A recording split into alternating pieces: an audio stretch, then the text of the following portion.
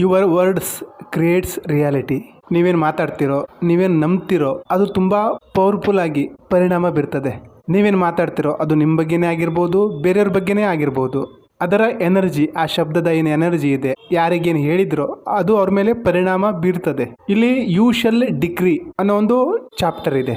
You are decree ಬಿಂಗ್ಸ್. Decree ಅಂದರೆ ಆಜ್ಞೆ, ತೀರ್ಪು. ನಾವು ಮನಸ್ಸಿನ ಮೂಲಕ, ನಮ್ಮ ಶಬ್ದದ ಮೂಲಕ, ಕಾನ್ಷಿಯಸ್ ಆಗಿಯೋ ಅನ್ಕಾನ್ಷಿಯಸ್ ಆಗಿಯೋ ನಾವು ಡಿಕ್ಲೇರ್ ಮಾಡ್ತಾ ಇದ್ದೀವಿ, ಆದೇಶ ಕೊಡ್ತಾ ಇದ್ದೀವಿ. ನಾವು ನಮ್ಮ ಅಂತರ್ಮನಸ್ಸಿನಲ್ಲಿ ಯಾವ ಶಬ್ದನ ಬಳಸ್ತೀವೋ ಅದು ನಮ್ಮ 3Dಲಿ ಸತ್ಯ ಆಗ್ತದೆ, ನಮ್ಮ ರಿಯಾಲಿಟಿಲಿ, ವಾಸ್ತವದಲ್ಲಿ ಸತ್ಯ ಆಗ್ತದೆ.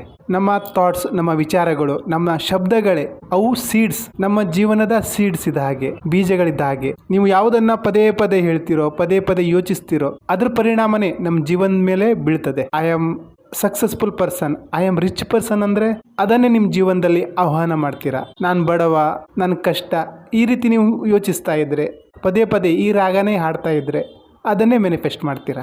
ತುಂಬ ಜನರು ಜೀವನದಲ್ಲಿ ಕಷ್ಟ, ಏನು ಬೇಡ ಅನಿಸ್ಬಿಟ್ಟದೆ, ಬಿಸ್ನೆಸ್ ಮಾಡ್ಲಿಕ್ಕೆ ಹೋದರೆ ಅಲ್ಲಿ ಕಾಂಪಿಟೇಷನ್ ಇದೆ, ಈ ರೀತಿಯ ಪದನೇ ಬಳಸ್ತಾ ಇರ್ತಾರೆ. ಈ ರೀತಿ ಶಬ್ದನ, ಈ ರೀತಿ ಕಂಬಣ್ಣೆ ಕೊಡ್ತಾ ಇರ್ತಾರೆ. ನೀವೇನು ಅನುಭವ ಮಾಡ್ತಾ ಇದ್ದೀರೋ ಅದು ಬೇಸಿಕಲಿ ಅದು ರಿಸಲ್ಟ್. ಯಾವುದನ್ನು ನೀವು ಕಾನ್ಷಿಯಸ್ ಆಗಿ ಅಥವಾ ಅನ್ಕಾನ್ಷಿಯಸ್ ಆಗಿ ಕನ್ಸ್ಯೂಮ್ ಮಾಡಿದ್ದೀರೋ, ನಿಜ ಅಂತ ನಂಬಿದ್ದೀರೋ ಅದೇ ನಿಮ್ಮ ಸಬ್ ಕಾನ್ಷಿಯಸ್ ಮೈಂಡ್ ರಿಸೀವ್ ಮಾಡಿದ್ದೆ. ನಿಮ್ಮ ಎಲ್ಲ ಎಕ್ಸ್ಪೀರಿಯನ್ಸ್ ಅದು ನಿಮ್ಮದೇ ಕಲ್ಪನೆಯ ರಿಸಲ್ಟ್. ಕೆಟ್ಟ ಸಿಚುವೇಶನ್, ಕೆಟ್ಟ ಘಟನೆಗಳನ್ನು ನೀವು ಏನಾದರೂ ಕಲ್ಪನೆ ಮಾಡ್ಕೊಂಡಿಲ್ಲ, ಅದ್ರ ಬಗ್ಗೆ ಯೋಚಿಸಿಲ್ಲ ಅಂದರೆ ಅದು ನಿಮ್ಮ ಜೀವನದಲ್ಲಿ ಬರಲಿಕ್ಕೆ ಸಾಧ್ಯನೇ ಇಲ್ಲ. ಈ 3Dಲಿ, ಈ ಜೀವನದಲ್ಲಿ ಈ ಪರಿಸ್ಥಿತಿ ಏನೇ ಬಂದಿದ್ರು ಅದು ನೀವು ಕಲ್ಪಿಸಿಕೊಂಡಿದ್ದರ ಪರಿಣಾಮ, ನೀವು ನಂಬಿಕೊಂಡಿದ್ದರ ಪರಿಣಾಮ. ಇವತ್ತಿನ ಪರಿಸ್ಥಿತಿ ಏನೇ ಕೆಟ್ಟದಾಗಿದ್ರು, ಸಂದರ್ಭ ಎಷ್ಟೇ ಕಠಿಣ ಆಗಿದ್ರೂ ಸಹ ಪರಿಸ್ಥಿತಿನ ದೂಷಿಸಬೇಡಿ, ಜನರನ್ನ ಬೈಕೋಬೇಡಿ. ಎಲ್ಲಿ ತಪ್ಪಾಗಿದೆ ಅದನ್ನು ನೋಡಿ. ನಿಮ್ಮ ದೃಷ್ಟಿಕೋನ, ನಿಮ್ಮ ನಂಬಿಕೆ, ನಿಮ್ಮ ಯೋಚನೆ ಎಲ್ಲಿ ತಪ್ಪಾಗಿದೆ ನೋಡಿ. ನೀವೇ ನಿಮ್ಮ ಜೀವನದ ಜವಾಬ್ದಾರಿ ತಗೋಬೇಕು. ಬೇರೆಯವರನ್ನ ದೂಷಿಸ್ತಾ ನಿಮ್ಮ ಜೀವನ ಸರಿ ಮಾಡ್ಕೊಳ್ಳಿಕ್ಕೆ ಆಗಲ್ಲ. ಜೀವನ ಸರಿಯಾಗಿ ನಡೀತಾ ಇಲ್ಲ ಅಂದರೆ ಒಳಗಡೆ ಪ್ರಾಬ್ಲಮ್ ಇದೆ, ಅದನ್ನು ಸರಿ ಮಾಡ್ಕೊಳ್ಳಿ, ಹೊರಗಡೆ ಅಲ್ಲ. ಈ ಮಾತು ನಿಮ್ಗೆ ಕೇಳಲಿಕ್ಕೆ, ಸ್ವೀಕಾರ ಮಾಡಲಿಕ್ಕೆ ಸ್ವಲ್ಪ ಬೇಜಾರಾಗ್ಬೋದು. ಎಲ್ಲ ನಂದೇ ತಪ್ಪ, ಎಲ್ಲ ಸಮಸ್ಯೆ ನನ್ನಿಂದಲೇ ಕ್ರಿಯೇಟ್ ಆಯ್ತಾ? ನೀವು 24 ತಾಸು ಬೇರೆಯವ್ರನ್ನ ಬೈಕೋತಾ, ಬೇರೆಯವ್ರನ್ನ ದೂಷಿಸ್ತಾ, ನಿಮ್ಮನ್ನು ನೀವು ಹಳಿದುಕೊಳ್ತಾ ಏನು ಕ್ರಿಯೇಟ್ ಮಾಡ್ತಾ ಇದ್ದೀರಾ? ನೀವೇನು ಯೋಚನೆ ಮಾಡ್ತಾ ಇದ್ದೀರೋ ಅದೇ ಪರಿಣಾಮ ಬರ್ತಾ ಇದೆ. ನಿಮ್ಮ ಜೀವನ ಚೆನ್ನಾಗಿಲ್ಲ ಅಂದರೆ ನಿಮ್ಮ ಜೊತೆ ಕೂತ್ಕೊಂಡು ನೀವು ಮಾತಾಡಿ, ಎಲ್ಲಿ ತಪ್ಪಾಗಿದೆ ಹುಡುಕ್ ತೆಗೀರಿ. ನೀವೇನು ಮಾತಾಡ್ತಿರೋ, ಏನು ನಂಬ್ತಿರೋ ಅದು ನಿಮ್ಮ 3D ರಿಯಾಲಿಟಿಲಿ ಬರ್ತದೆ. ನೀವು ಐ ಆಮ್ ರಿಚ್ ಅಂತ ಒಳಗಡೆಯಿಂದ ಡೌಟಲ್ಲಿದ್ದರೆ, ನಿಮ್ಮೇನು ಡೌಟ್ ಇದೆಯೋ ಅದೇ ಮ್ಯಾನಿಫೆಸ್ಟ್ ಆಗುತ್ತೆ.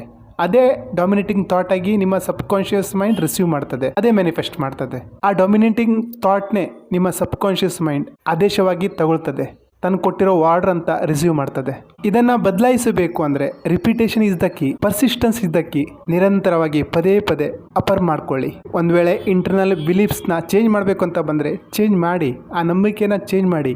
ನಂಬಿಕೆ ಅಂದ್ರೆ ಏನು? ಯಾವ ಯೋಚನೆ ಪದೇ ಪದೇ ರಿಪೀಟ್ ಆಗಿ ಮಾಡ್ತಿರೋ ಅದು ನಂಬಿಕೆಯಾಗಿ ಪರಿವರ್ತನೆಗೊಳ್ತದೆ. ಒಂದು ವೇಳೆ ನಿಮ್ಮ ಮನಸ್ಸಲ್ಲಿ ಯಾವುದಾದ್ರೂ ನೆಗೆಟಿವ್ ನಂಬಿಕೆ ಕೂತಿದ್ರೆ ಅದನ್ನು ಬದಲಾಯಿಸಿ. ಅದ್ರ ಬಗ್ಗೆ ಎಷ್ಟು ಪಾಸಿಟಿವ್ ಆಗಿ ಯೋಚನೆ ಮಾಡಲಿಕ್ಕಾಗುತ್ತೋ ಆ ರೀತಿ ಯೋಚನೆ ಮಾಡಿ. ನನ್ನ ಕೈಲಿ ದುಡ್ಡಿರಲ್ಲ, ನಾನು ಬಡವ ಅನ್ನೋದರ ಬದಲಿಗೆ ನಾನು ಶ್ರೀಮಂತ, ಐ ಆಮ್ ಮಿಲಿಯನಿಯರ್ ಅನ್ನೋದನ್ನು ಪದೇ ಪದೇ ರಿಪೀಟ್ ಆಗಿ ಹೇಳ್ಕೊಳ್ಳಿ. ಆ ಒಂದು ನಂಬಿಕೆನ ಬೆಳೆಸ್ಕೊಳ್ಳಿ. ನನ್ನ ಹತ್ರ ದುಡ್ಡಿಲ್ಲ, ಜೇಬ್ ಖಾಲಿ ಅನ್ನೋದಕ್ಕಿಂತ ಐ ಆಮ್ ಮಿಲಿಯನಿಯರ್ ಅನ್ನೋದು ಬರಬೇಕು. ನೆಕ್ಸ್ಟ್ ನಿಮಗೆ ದುಡ್ಡಿನ ವಿಚಾರ ಬಂದಾಗ ಐ ಆಮ್ ಮಿಲಿಯನಿಯರ್ ಅನ್ನೋದೇ ನಿಮ್ಮ ಮೈಂಡಿಗೆ ಬರಬೇಕು. ಆ ಒಂದು ಉದ್ದೇಶ, ಆ ಒಂದು ಪಾಸಿಟಿವ್ನೆಸ್ ಬರಬೇಕು. ನಿಮ್ಮ ಆಂತರಿಕ ನಂಬಿಕೆನೇ ನಿಮ್ಮ ಜೀವನನ ಸೃಷ್ಟಿ ಮಾಡ್ತಾ ಇದೆ. ನಿಮ್ಮ ಅಂತರಂಗದಲ್ಲಿ ಏನಿದೆಯೋ ಅದೇ ನಿಮ್ಮ ರಿಯಾಲಿಟಿಲಿ ರಿಫ್ಲೆಕ್ಟ್ ಆಗ್ತಾ ಇದೆ. ಒಳಗಡೆ ಏನಿದೆಯೋ ಅದರ ಪರಿಣಾಮ, ಅದರ ರಿಫ್ಲೆಕ್ಷನ್ನೇ ಈ ಕನ್ನಡಿಯಲ್ಲಿ, ಈ 3D ಅನ್ನೋ ಒಂದು ಜಗತ್ತಿನಲ್ಲಿ ಕಾಣ್ತಾ ಇದೆ. ನಾವು ಕನ್ನಡಿನ ದೂಷಿಸಿ ಏನು ಪ್ರಯೋಜನ ಇಲ್ಲ. ಅದ್ರ ಒಳಗಡೆ ಇರುವಂತಹ ಚಿತ್ರನ, ನಮ್ಮ ಮುಖನ ಚೇಂಜ್ ಮಾಡಬೇಕಾಗ್ತದೆ, ಅಲ್ಲಿ ಬದಲಾವಣೆ ತರಬೇಕಾಗ್ತದೆ. ಆವಾಗಲೇ ಇಲ್ಲಿ ರಿಫ್ಲೆಕ್ಷನ್ ಸರಿಯಾಗಿ ಬರ್ತದೆ. ಹೊರಗಡೆಯಿಂದ ಯಾವುದೇ ಪರಿಸ್ಥಿತಿ, ಯಾವುದೇ ಜನ ಬಂದು ನಿಮ್ಮ ಜೀವನ ಚೇಂಜ್ ಮಾಡಲಿಕ್ಕಾಗಲ್ಲ. ನಿಮ್ಮ ಜೀವನದ ಜವಾಬ್ದಾರಿ ನೀವೇ ತಗೋಬೇಕು. ಯಾಕಂದರೆ ನೀವೇ ನಿಮ್ಮ ಜೀವನದ ಸೃಷ್ಟಿಕರ್ತರು. ನಿಮ್ಮ ಯೋಚನೆಗಳೇ, ನಿಮ್ಮ ನಂಬಿಕೆಗಳೇ ನಿಮ್ಮ ಜೀವನವನ್ನು ರೂಪಿಸ್ತದೆ.